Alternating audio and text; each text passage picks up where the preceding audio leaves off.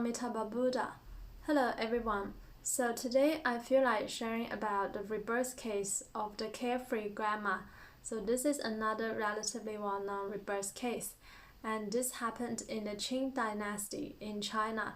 So there was a grandma, no one really knew about her name, but everybody called her the Carefree grandma, and you will know why later. And she came from the city of Hangzhou. So at that time she was old and retired, she got nothing else to do, and she just stayed at home often thinking about her grandchildren.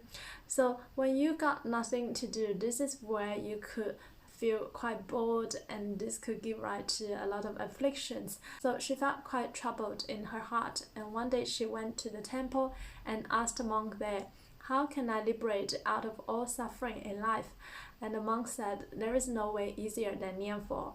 What you can do is just to recite the name of Amitabha Buddha, Amitofo, and to seek rebirth to the Western Pure Land of ultimate bliss." So after she heard it, she was quite happy and believed it instantly.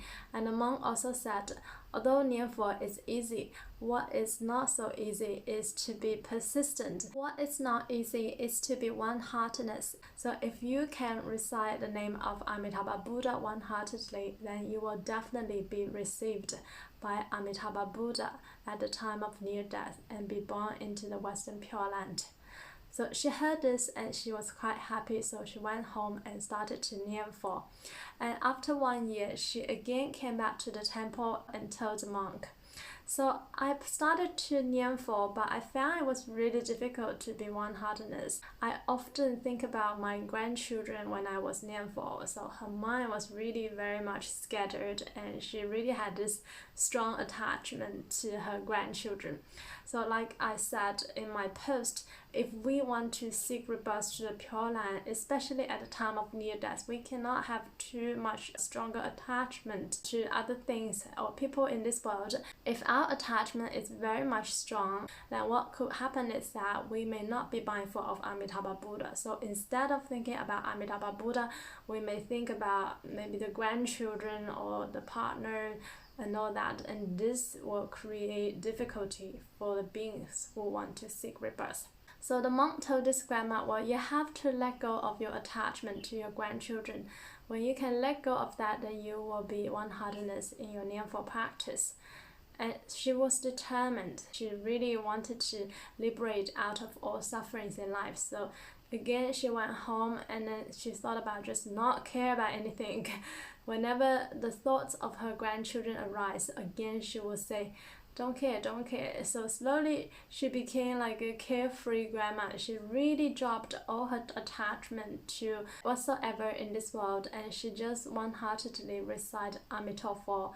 And after another year, she came back to the monk and said happily, "Thank you so much, Shifu. I have obtained one-heartedness in Nianfo, and Amitabha Buddha will come to receive me in a few days." And after a few days, she indeed sought rebirth to the Pure Land easily. So as we can see, it's really important for us to be one-heartedness in our Nianfo practice.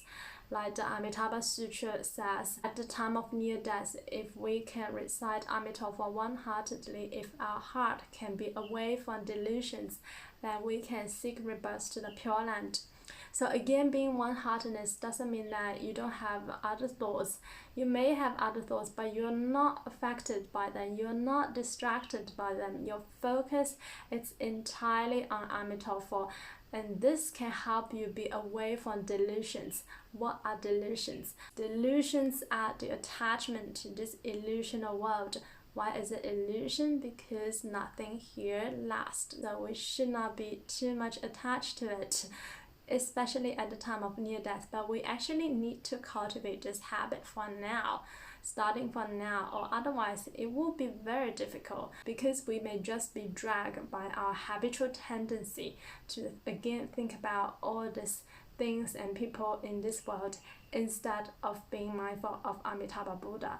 So if we want to seek rebirth successfully, it is important that we shall practice Nianfo one-heartedly in our everyday life to cultivate the habit of being in constant mindfulness of Amitabha Buddha, and we can definitely obtain rebirth to the land of ultimate bliss. Namo Amituofo Buddha. Namo Amituofo.